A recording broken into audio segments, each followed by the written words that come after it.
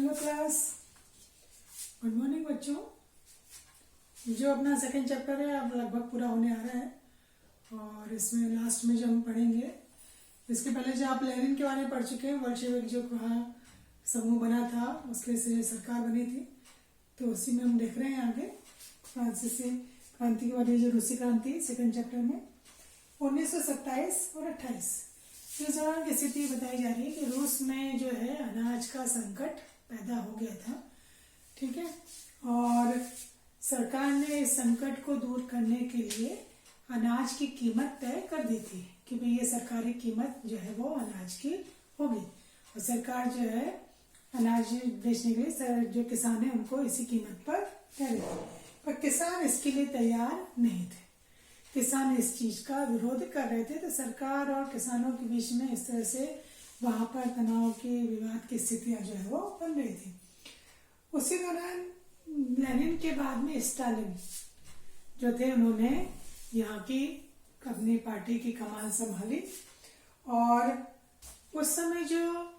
किसान थे और खासतौर पे किसान, देखो अमीर भी गरीब में, जो अमीर किसान है वो अपना अनाज नहीं बेच रहे थे, उनको कीमतें बढ़ने की उम्मीद थी, तो इसलिए वो अनाज नहीं बेच, उनको कीमतें स्थान कर रहे थे। और ऐसे में फिर सरकार ने स्थिति को काबू करने के लिए, ठीक है, वहां पर एक तो सट्टेबाजी पे अंकुश लगाया, ठीक है, और जो भी वहां पर व्यापारियों के पास, इनके पास जो अनाज जमा हो गए थे, क्योंकि बेच तो रहे नहीं थे, इनको और कीमतें चाहिए थी, तो अनाज के उनके पास जो भंडार हो गए थे उसको जब्त करना, ये नीति जो थी उस समय बनाई गई। इसके लिए क्या हुआ, 1928 में जो पार्टी के सदस्य थे, स्टालिन की अपन बात कर रहे हैं, उन पार्टी के सदस्यों ने दौरा किया, ठीक है, जगह जगह घूमे वो लोग और ये पता लगाने का प्रयास किया कि कहाँ कहाँ पर अनाज के भंडार जमा हैं, इलाकों का दौरा किया और वहां पर जो अमीर किसान थे उनको कुल्क कहा जाता था, कुलक। तो ऐसे दौरे किए और जिन्होंने अपना अनाज मतलब जमा करके रखा था, उन अमीर जो कुलक थे, ठीक है, उनके ठिकानों पर छापे मारे। तो कुलक किसको कहा जाता है, जो अमीर किसान थे वहां। फिर उसके बाद स्टालिन ने एक नई नीति बनाने का प्रयास किया कि अब एक काम किया जाए कि खेतों का सामूहिककरण कर दिया जाए। जो अभी स्वतंत्र है किसान, अपने अपनी जमीन पर जो है काम कर रहे हैं, तो उन खेतों का सामूहिककरण कर दिया, सारे जो किसान है सामूहिक रूप से जो है वो खेती करेंगे, ठीक है। और इसके लिए उन्होंने क्या कारण बताया, स्पष्टीकरण, कि देखिए अनाज की कमी हो रही है ना, और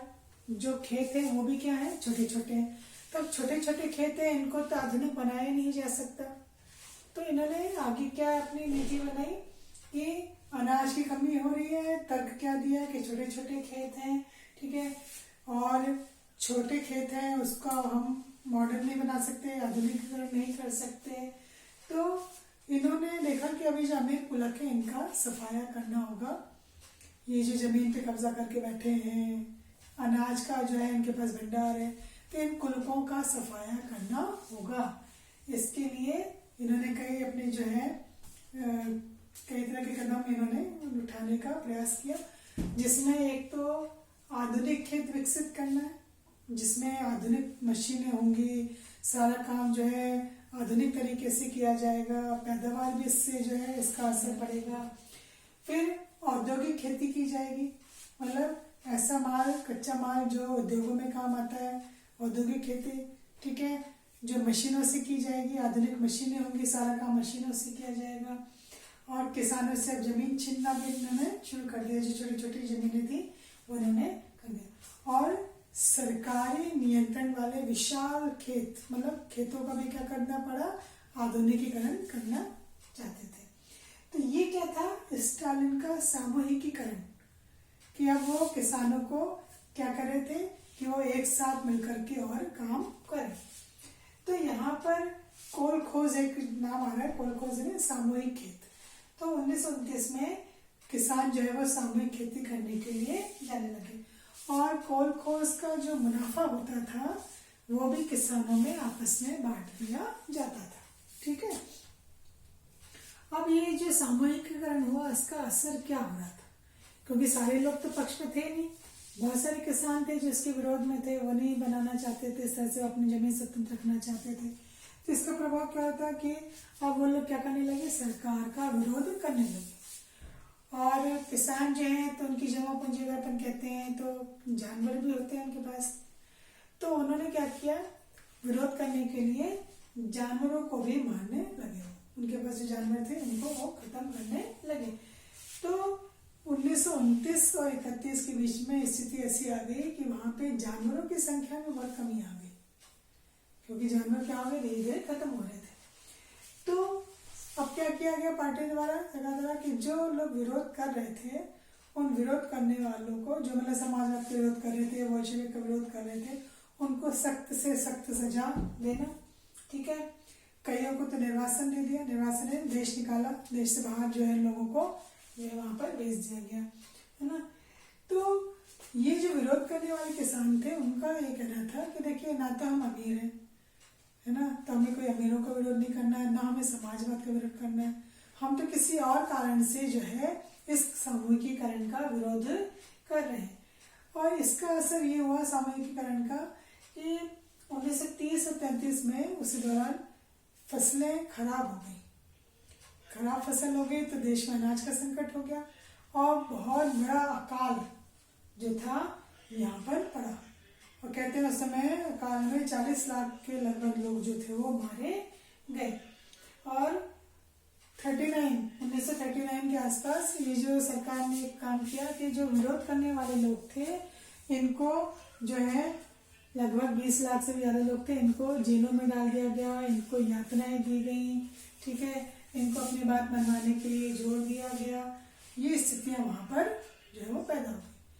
तो ये जो सोवियत संघ है इसका वैश्विक रूप से क्या असर पड़ा।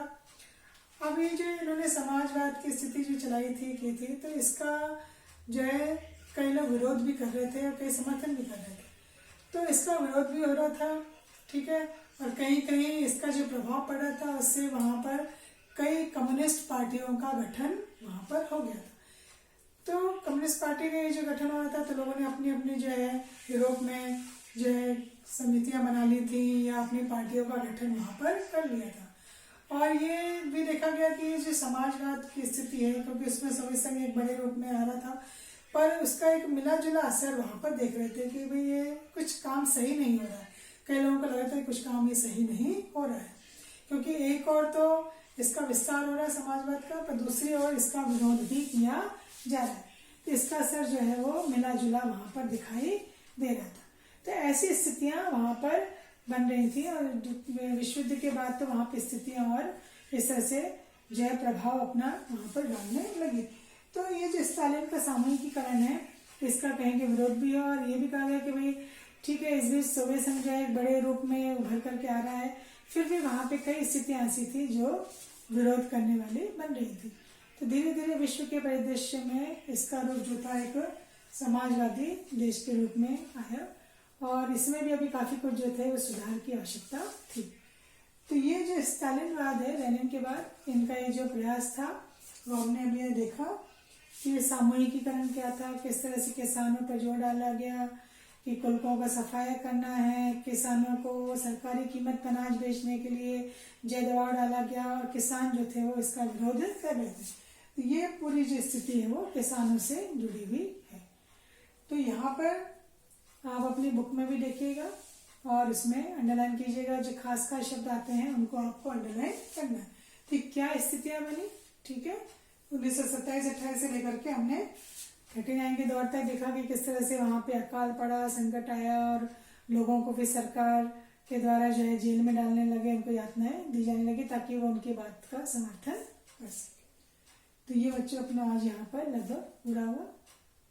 तो आप अपने बुक में भी इसको साथ के साथ देखते जाएं, पढ़ते जाएं, समझने का प्रयास करें और अंडरलाइन जरूर करें जहाँ खास खास आपको लगता है कि हाँ यहाँ पॉइंट्स, क्योंकि सामाजिक में बच्चों पॉइंट्स का ही ज़्यादा महत्व होता है। पॉइंट्स बना करके या एक कोई मान लीजिए पैराग्राफ भी है तो उसमें आप अलग से टॉपिक बना करके उसको हेडिंग डाल करके करते हैं तो क्वेश्चन के रूप में भी आ जाता है और वो जल्दी आपको याद भी हो सकता है।